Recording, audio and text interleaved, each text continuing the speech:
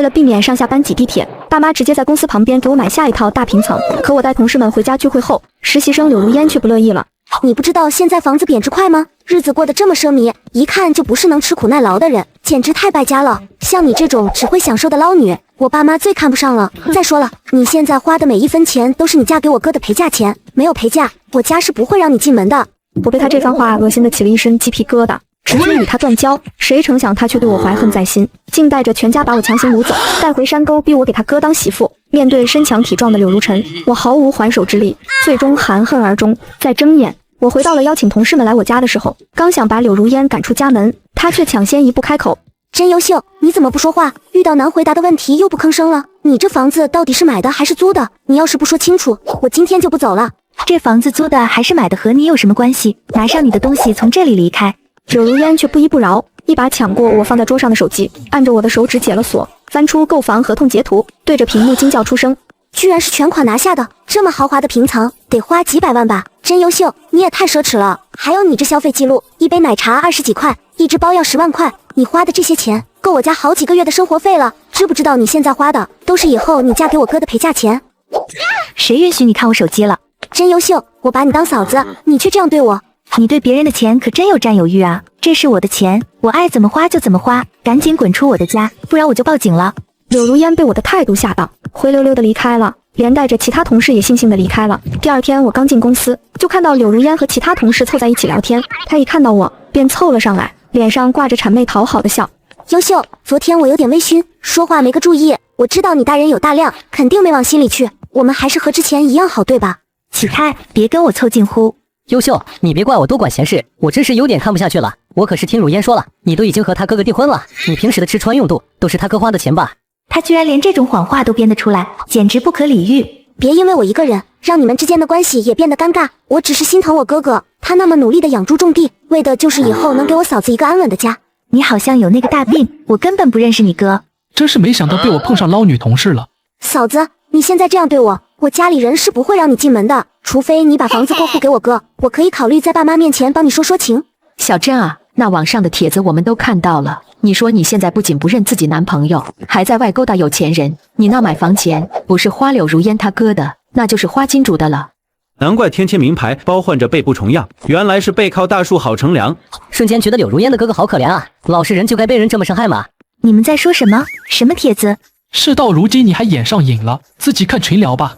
我连忙打开了一直开着免打扰的公司群聊，这才看到了一篇帖子链接，点进去一看，是本地一个不知名的八卦论坛，上面的帖子标题赫然写着：经某新媒体公司骨干真优秀，捞女本色暴露，霸占男方婚房，还拒不认亲。帖子里配了几张我家平层的照片，这怕不是柳如烟昨天聚餐时偷偷拍的吧？帖子的内容更是颠三倒四，说我早就和柳如烟的哥哥柳如尘订了婚，柳家为了我花了不少钱，结果我攀上高枝就翻脸不认人，还全款买了平层，想独吞财产，甚至说我平时在公司的光鲜亮丽都是靠背后的金主撑腰。下面的评论更是不堪入目。我的老天来，这不纯纯捞女吗？富婆还就像大平层了。这个叫真优秀的女的，好像还是他们部门的骨干，这种人是怎么成为骨干的？谁知道他们骨干是怎么来的？用脚趾头都能想到，这肯定是柳如烟搞的鬼。于是我直接在群里发了一句话：谁发的这个帖子，自己乖乖站出来，造谣诽谤，我可以直接走法律程序。群里瞬间安静下来，没人敢回话。就在这时，柳如烟端着一杯水，故作无辜地走到我工位旁，假惺惺地说：嫂子，你别生气啊，网上的话别往心里去，我也不知道是谁发的这个帖子，肯定是有人误会了。柳如烟，别装了，这帖子除了你，没人能发出来。你有什么证据？嫂子，我不怪你背着我哥在外面胡来，我也不会把这件事告诉我哥的，毕竟我们都是女人，你也只是犯了一个天下女人都会犯的错误。你在认亲，乱说话，信不信我现在就给我的律师打电话？嫂，珍姐，你别生气，也别放弃我哥好不好？我哥他真的很爱很爱你，他可以把命都给你。谁要他那不值钱的玩意？你怎么能这么说我哥？我只是好心劝你，你不领情就算了，还一直诋毁我和我哥。我家条件是不好，让你和我哥在一起，的确是委屈你了。即便如此，你也不能冤枉我啊！柳如烟说着说着，哭得梨花带雨。周围的同事看我的眼神更不对劲了，有人甚至开始小声替柳如烟说话。珍姐，你别这么激动，如烟刚入职，应该不会做这种事。是啊，你毕竟是他嫂子，那件事如果是他做的，对他有什么好处？柳如烟靠在同事身上，眼里满是得意。我掏出手机，点开昨天家里的监控录像，调到大门口的画面，声音开到最大。柳如烟，我看你还怎么嘴硬。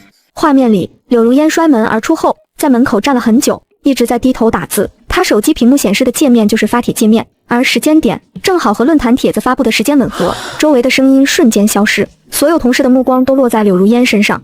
我那是在跟我哥聊天，不是发帖子。跟你哥聊天需要发我家的照片，还编造那些子虚乌有的话吗？柳如烟，我给你2个选择，要么现在删了帖子，在群里公开跟我道歉，要么我直接把监控和聊天记录发给律师，再去法院告你造谣诽谤，你自己选。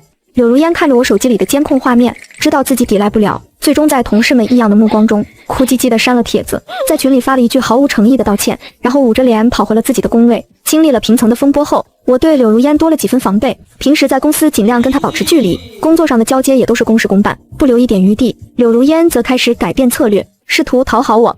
珍姐，你今天还没吃早餐吧？我这里有包子和豆浆，给你吃吧。你要是爱吃，以后我天天给你带。珍姐，这是我专门跟着教程学做的曲奇饼干，给你带了一份。珍姐，快到月末报销了，你桌子上放着的是报销账单吧？我去帮你送给财务吧。面对柳如烟这些殷勤行为，我全都无视。时间久了，她便装不下去了，再次更换了策略。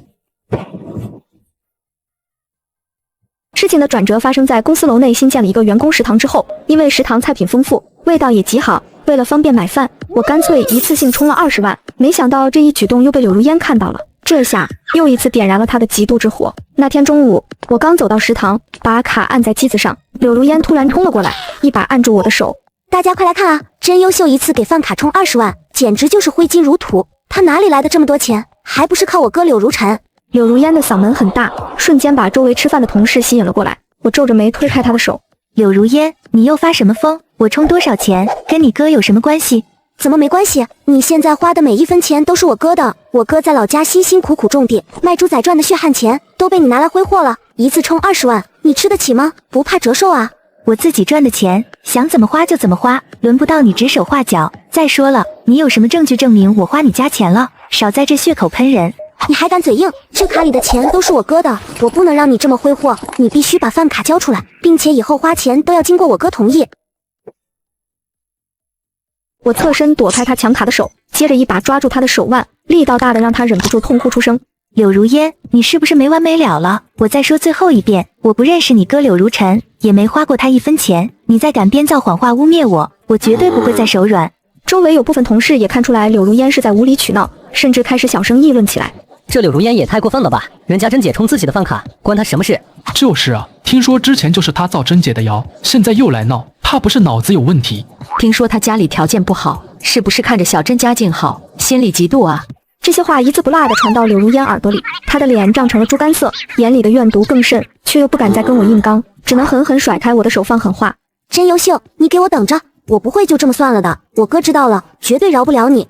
说完，他捂着脸挤出人群，灰溜溜地跑了。我摇了摇头，没把他的狠话放在心上。回到工位，我把饭卡随手放在桌角的收纳盒里，转身就投入了工作。下午要去合作方公司对接方案，忙起来便把柳如烟的狠话抛到了脑后。快到1点半时，我收拾好资料起身出门，完全没注意到斜后方的柳如烟正用余光死死盯着我桌角的收纳盒，眼里藏着阴翳的算计。我走后没10分钟，柳如烟就假装去茶水间，绕到我的工位旁。她左右瞟了瞟，见周围同事没人注意她，便飞快地伸手掀开收纳盒，将卡揣进了自己的口袋。完了，她还故作镇定地整理了一下我桌上的文件，假装只是路过，随后快步走向食堂。到了食堂，柳如烟拿着我的卡，专挑贵的菜打，还拿了2盒进口水果、几瓶高端酸奶，甚至还给自己充了1000块的饮品卡。结完账，她拎着满满2大袋东西，正准备走出食堂，却迎面撞上折回来拿 U 盘的我。柳如烟，你手里拿的是我的卡吧？柳如烟被我撞了个正着，脸色瞬间白了一瞬，随即又强装镇定，把饭卡往身后藏。什么你的卡？这是我自己的。我的卡背面印着我的名字缩写，你敢拿出来给大家看看吗？柳如烟的手僵住了，藏在身后的卡再也捏不住，啪的一声掉在了地上。她看着地上的卡，标记和缩写清晰可见，再也无法抵赖，索性破罐子破摔，弯腰捡起卡往我面前一扔。拿了又怎么样？刷了又怎么样？你这卡里的钱本来就是我哥的，你是我们柳家认定的媳妇，你的钱就是我哥的钱，就是我们全家的钱。我拿这张卡刷点东西，怎么了？我再说最后一遍，我不认识你哥，也从没花过他1分钱。这饭卡里的每1分钱都是我自己辛苦赚的。你未经我同意偷拿我的卡盗刷，这是偷窃，你知道吗？偷窃？我拿我哥的钱算什么偷窃？这卡本来就该归我管，以后你的钱都得经过我和我哥同意才能花。你想进我们柳家的门，孝敬我这个小姑子是应该的。哦，对了，赶紧找个时间把你的房子过户给我哥，爸妈那边我会替你说情的。柳如烟，你偷卡盗刷，还敢倒打一耙，造谣生事。公司食堂到处都是监控，你什么时候拿的卡，刷了什么东西，一清二楚。要么现在去收银台把刷的钱全部退回来，再跟我道歉；要么我现在就报警调监控，让你为自己的偷窃行为负责。此时，周围的同事越围越多，看着柳如烟的眼神也满是鄙夷。偷别人的卡还这么理直气壮，真是开眼了。物种的多样性啊！之前造谣就算了，现在还偷东西，这人品也太差了。我真怀疑是剧本了。嫂子，最后一次警告你，我压根不认识你哥，更不是你嫂子，有病就去治。珍姐，我错了，珍姐，我就是一时糊涂，我这就去把钱退了。你别报警，别告诉人事好不好？我好不容易才找到这份工作，不能丢了。现在就去，别让我再等。柳如烟如蒙大赦，拎着东西飞快地冲向收银台退了钱，又捏着皱巴巴的退款小票走回来，低着头跟我道了歉。我没再跟他废话，拿着饭卡转身回了工位。只是这次，我把饭卡放进了随身的包内，再也不敢掉以轻心。而柳如烟看着我离开的背影，眼里的悔意瞬间消失，取而代之的是更深的怨毒和不甘。2天后，上班的时候，前台突然给我打电话。珍姐，你现在赶紧来一趟吧，有个叫柳如尘的男人找你，态度很蛮横，说是你未婚夫，非要让你下来见他。这肯定是柳如烟搞的鬼，把他哥叫来了，躲得过初一，躲不过15，不如索性把话说清楚，让他们兄妹俩彻底死了心。我下楼走到公司大厅，就看到一个身材壮硕的男人站在大厅中央，满脸横肉，嘴里还叼着华子。他身边站着的柳如烟正指着我，在他耳边低声说着什么，时不时还朝我投来得意的目光。你就是真优秀，我妹说的那个忘恩负义的捞女。我不认识你，也不是什么忘恩负义的女人。你妹妹柳如烟在公司编造谎话，污蔑我是她的嫂子，还说我花你的钱，这些都是子虚乌有。你最好让她以后别再胡说八道。子虚乌有？我妹早就给咱俩搭好线，订了婚。你之前还收了我们家的彩礼钱。我压根没见过什么彩礼，你再胡搅蛮缠，我就叫保安了。闻言，柳如尘猛地掏出手机，在我面前晃了晃，屏幕上是一张模糊不清的转账截图，收款方的名字被刻意打了码，只隐约能看到一串数字，转账金额赫然标着10万。你到现在还不承认？看到了吗？这是去年中秋我家给你的10万彩礼，我妈亲手转的账。你收了钱，我妹还拿着我俩的合照去村里摆了酒，全村人都知道你是我柳如尘的未婚妻。现在你想翻脸不认人，门都没有。我皱着眉偏头躲开，目光扫过那张截图，一眼就看出了端倪。转账记录明显是用修图软件 P 出来的，就连转账的银行卡号也都是伪造的。就这张 P 的漏洞百出的截图，也好意思拿出来当证据？首先，我从来没有收过任何人的10万彩礼。其次，去年中秋我正在国外出公差，出入境记录、酒店入住凭证、工作对接记录样样都有。你要不要我现在当场调出来给大家看看？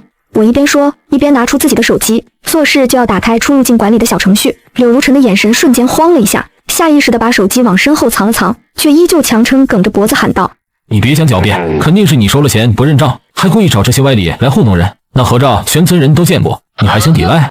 什么合照？大家看，这就是珍姐和我哥的合照，他们谈恋爱时拍的。珍姐收了彩礼，之前还跟我哥一起回了老家，我们全村人都能作证。现在他居然说不认识我哥，太没良心了。一旁的柳如烟见他哥被我问得心虚冒汗，立马翻出一张模糊的合照举到众人面前。照片里的女人侧着身，穿着和我去年同款的裙子，身形有几分相似，而男人的脸被挡了大半，只露出个肩膀。这照片也太模糊了，根本看不清你啊！看着身形也不一定是珍姐吧，同款裙子多的是。去年中秋珍姐的 IP 确实在国外，我还看她发了动态的，这怎么可能是她？就是她，肯定是她。她现在嫌我们家条件不好，想攀上高枝，才故意装作不认识我哥的。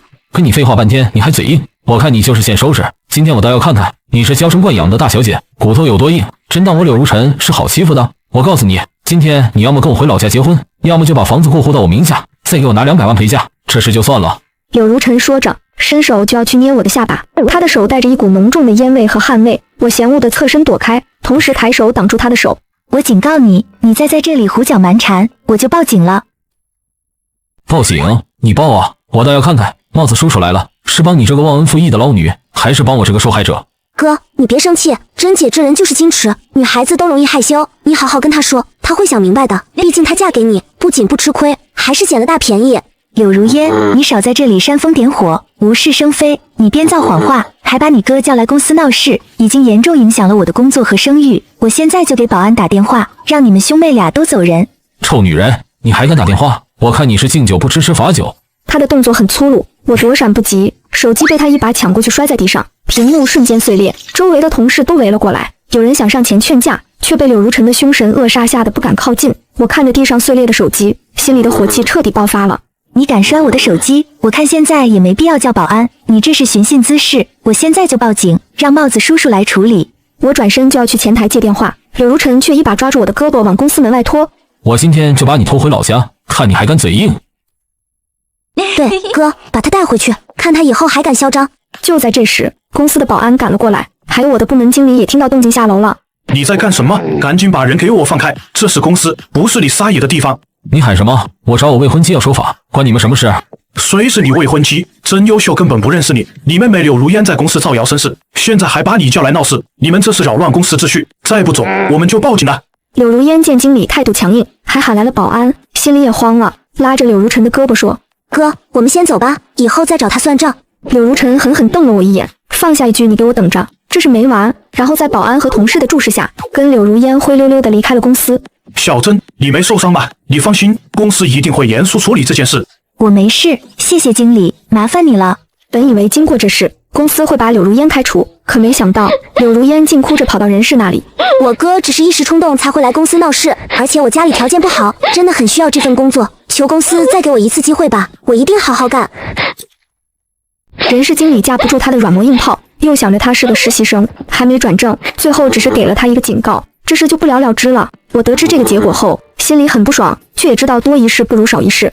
柳如烟这次吃了亏，绝对不会善罢甘休，她肯定还会想出别的法子来对付我，而我也不能再一味的忍让，必须做出反击，让她知道我真优秀，不是好欺负的。从那之后，柳如烟比之前收敛了不少，不再明目张胆的找我麻烦，却在暗地里处处给我使阴招，设陷阱，想让我在工作上出纰漏，丢了这份工作。作为部门骨干，我手里管着几个重要的项目，对接的都是大客户，容不得半点差错。而柳如烟似乎是摸清了我的工作节奏，开始在工作上处处给我添乱。有一次，我要给一个大客户做一份策划案，熬了好几个通宵，终于把策划案做好了，存放在公司的电脑里，准备第二天早上发给客户。可第二天我到公司，打开电脑一看，瞬间愣住了。奇怪，我的策划案呢？竟然不翼而飞了，电脑里的文件也都没了。郑姐，你先别急，会不会是误伤了？看看回收站里有吗？回收站里也没有，整个部门只有柳如烟最近总是有意无意地靠近我的工位，还趁我不在的时候偷偷翻看我的东西。思及此，我立马去监控室调取了工位附近的监控。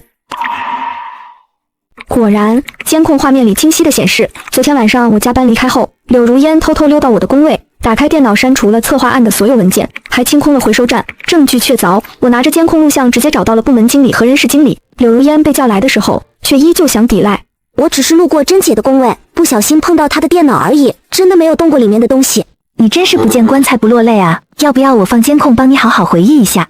柳如烟，你还有什么要说的？经理，看在我勤勤恳恳工作的份上，您就再原谅我一次吧，我真的只是一时糊涂，我知道错了。由于客户那边催得紧，我懒得再跟柳如烟扯皮，只能不眠不休重新赶制一份策划案，才勉强在规定时间内发给了客户。好在客户对策划案很满意，没有追究我的责任，可我却因为熬夜赶工，头疼了好几天。与此同时，公司也对柳如烟做出了处罚，扣了她的实习工资，还在全公司通报批评。本以为他会吸取教训，可没想到他依旧死性不改，变本加厉的给我使阴招。没多久，公司里舆论四起。听说了吗？咱公司那个真优秀，为了拿下大客户，跟客户有不正当的关系。我知道他工作能力差的一批，手里的项目都是靠走后门得来的。不仅如此，他人品也不好，为难实习生，听说还克扣实习生的工资。这些谣言越传越广，甚至传到了其他部门，不少不明真相的同事都对我颇有微词。同时，柳如烟还在对接工作的时候，故意把客户约定的时间地点传错，害我白跑了一趟，还差点耽误了合作，被客户狠狠批评了一顿。我忍无可忍，直接找到柳如烟，当着部门同事的面跟他摊牌。柳如烟，你一而再再而三的在工作上给我使阴招，散布我的谣言，到底想干什么？珍姐，你这话是什么意思？我听不懂，我只是做好自己的本职工作，哪里给你使阴招了？你还敢装糊涂？你给合作方传错信息的聊天记录，还还有你在公司里散布我谣言的录音，都在这里。你还有什么话好说？这些聊天记录和录音都是我早就收集好的，就是为了有一天跟他彻底摊牌。柳如烟看着手机里的证据，脸色瞬间变了，周围的同事闻声都围了过来。没想到柳如烟表面上看起来乖巧懂事，背地里竟然这么阴险狡诈。对呀，我就说甄姐不是那种人，原来都是她搞的鬼。我不是故意的，谁还没个记性不好的时候？我只是一时记错了，不是故意传错信息的。至于谣言，那都是别人说的，跟我有什么关系？你还在抵赖，柳如烟，我给过你无数次机会，可你却一次次得寸进尺。既然你这么喜欢搞事情，那我们就好好算算总账。我拿着收集到的所有证据，找到了公司的高层。领导，我的要求很简单，那就是公司开除柳如烟，并且让她赔偿我的损失，包括被摔碎的手机。公司高层看了证据后也很生气，没想到柳如烟一个实习生竟然这么不安分，多次扰乱公司秩序，影响同事的工作。这次公司没有再姑息他，直接做出了开除的决定，还收回了他实习期间所有的工资，作为对我的补偿。柳如烟得知自己被开除后，彻底崩溃了。真优秀，都是你，是你毁了我的工作，我跟你没完。是你自己作茧自缚，怪不得别人。你要是再敢动手，我就直接报警，让你为自己的行为付出代价。柳如烟看着我冰冷的眼神，知道自己不是我的对手，只能捂着脸，在同事们的鄙夷目光中，哭着收拾东西离开了公司。我以为柳如烟被开除后，终于能过上安稳日子了，却没想到她竟然在网上注册了多个小号，在各大社交平台、八卦论坛上发布污蔑我的帖子，内容比之前更加不堪。柳如烟在帖子里不仅说我是捞女、拜金，还编造出各种子虚乌有的事情，说我私生活混乱，还欠了一大笔外债，甚至还把我的个人信息，包括手机号、家庭住址都扒出来放在网上，让一些不怀好意的人来骚扰我。与此同时，我的手机被各种陌生电话和短信轰炸，有亲切问候的，有骚扰的，还有诈骗的。被逼无奈之下，我只好更换了手机号码，并关闭了陌生人添加。可这还不够，柳如烟他们竟然还跑到我住的小区楼下堵我。尽管我住的是高档小区，安保措施很严格，可柳如烟不知道从哪里弄到了小区的出入证，竟带着柳如尘混进了小区。他们刚踏进小区，就被眼前的绿化和洋房惊得愣了愣。住这么好的地方，花的还不是未来要给老子的陪嫁款？必须把他这房子给搞到手，这样以后我们柳家就能搬来城里生活了。哥，你小声点，这光彩吗？你没看到吗？这里到处都是摄像头，别被发现了。怕什么？他真优秀，住的本就该是我们柳家的房子。我来看看怎么了。柳如烟没再跟他争辩，掏出手机对着我家楼栋的方向一顿拍，手指飞快地敲着屏幕，嘴里还念念有词。我先把这房子拍下来，发网上让大家看看，她真优秀，就是个捞女，花我哥的钱住豪宅。还是我妹聪明，能把她弄回老家，这房子就是咱俩的。走，先去看看她的车在哪，我倒要看看她还藏了多少好东西。两人绕着小区楼栋晃悠，没一会儿就看到了我停在楼下的车。柳如尘眼睛一瞪，快步走过去，从口袋里摸出一把钥匙，对着车身狠狠划了2下。哥，你干嘛呢？这要是被物业发现，我们就完了。怕什么？划他的车都是新的，他毁了你的工作，害老子都没钱打牌，我还没跟他算总账呢。说着，他又从柳如烟手里拿过提前印好的小传单，往车门缝、雨刮器里塞。传单上印着我的照片，还有些编造的污蔑话。柳如烟则蹲在一旁，往车轮底下塞了几张，让他得意，等会儿堵到他，看他还怎么嚣张。两人正忙着，看到小区保洁阿姨推着车过来，柳如烟立马换了副模样，凑上去假意搭话，脸上堆着假笑。阿姨，问你个事，这栋楼的真优秀，平时一般几点出门啊？我不认识什么真优秀，小区里的业主我都不熟，你们不是这个小区的业主吧？怎么进来的？问你话你就说，一个打扫卫生的，哪来那么多废话？凶什么凶？你们肯定是外来的，我这就去告诉保安。哥，你的嘴消停会儿吧，保洁去叫保安了，我们赶紧躲好，等真优秀下来，直接堵他。怕什么？今天我非让真优秀给个说法不可，他要是不赔你钱，不把房子过户给我，我就跟他没完。等会儿他下来，你别先动手，先跟他要说法，他要是敢嘴硬，我们再跟他闹，反正今天必须让他付出代价。没过多久，毫无防备的我刚走到楼下，就被柳如烟和柳如尘堵在了单元门口。真优秀，你这个臭女人，把我妹的工作搞没了，今天你必须给我们一个说法，赔偿我们全家的损失。就是你必须赔我10万块的误工费，再把房子过户到我哥名下，不然我们就天天堵你，让你没法上班，没法生活。你们这是非法骚扰，我现在就报警。报警？你报啊，我们怕你不成？你是我未婚妻，我们就是来找你要说法的。帽子叔叔来了也管不了家事。就在这时，小区的保安赶了过来，看到柳如尘和柳如烟在单元门口闹事，立马上前制止。你们两个不是这里的业主吧？赶紧离开小区，不然我们就不客气了。我来找我未婚妻谈事情，关你们什么事？再敢闹事，我们就直接把你们送进局子里。柳如烟见保安态度强硬，还拿出了警棍，心里也慌了。哥，我们先走吧，万一帽子叔叔真来了就不好收场了。好汉不吃眼前亏，撤！在保安的注视下，两人灰溜溜的离开了。可他们并没有离开小区，而是在小区的大门口守着。只要看到我出门，就远远的对着我指指点点。小区的物业也拿他们没办法，只能加强了小区的安保。每次我出门，都安排保安护送。柳如烟两人就像阴魂不散的幽灵，不仅天天堵在小区门口，还跑到公司楼下闹事。只是公司的安保比小区更严格，他们根本进不去，只能在公司楼下大喊大叫，污蔑我的名声，让一些不明真相的路人对我指指点点。不行，不能再忍了，一味的躲避和忍让是没用的，必须主动出击，用法律的武器来保护自己，让他们为自己的行为付出代价。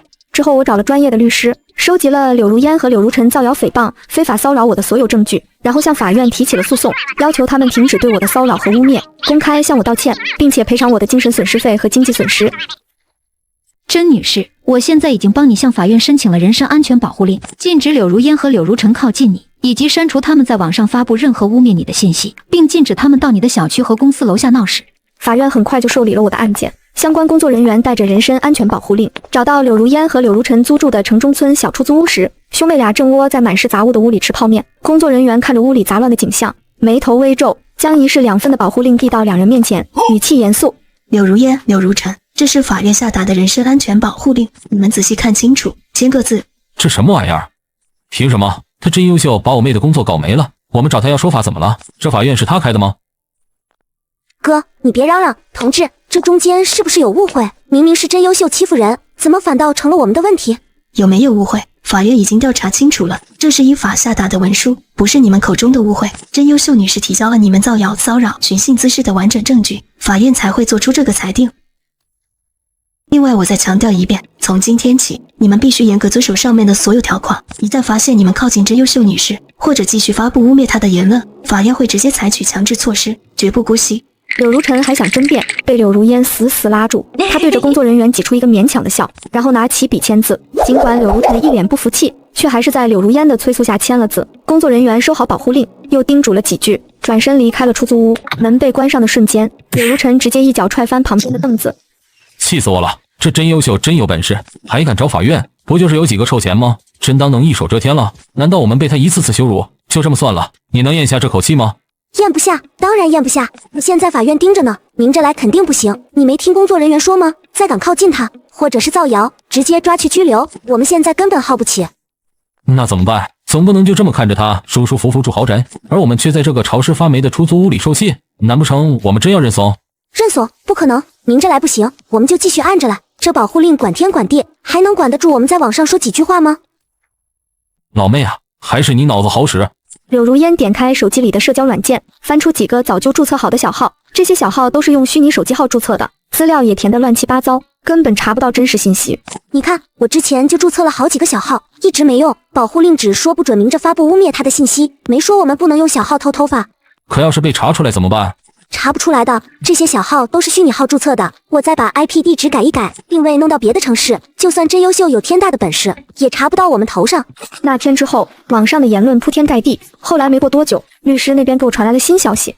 甄女士，我目前已经找到了他们在网上发布信息的证据，并且向法院提交了补充证据。法院对此事高度重视，直接对柳如烟和柳如尘进行了警告，让他们立即删除所有污蔑我的信息，否则就会采取强制措施。柳如烟和柳如尘这才彻底害怕了，删除了网上所有的污蔑信息，也不敢再搞任何小动作，暂时消停了下来。看来他们终于认识到了自己的错误，不敢再搞事情了。可我还是低估了他们的歹毒和无耻。这天我正在公司上班的时候，突然接到了医院的电话。甄小姐，我是你母亲的主治医师，她现在血压升高，晕倒在了病房里，情况危急，需要你马上来一趟。什么？我现在就赶过去。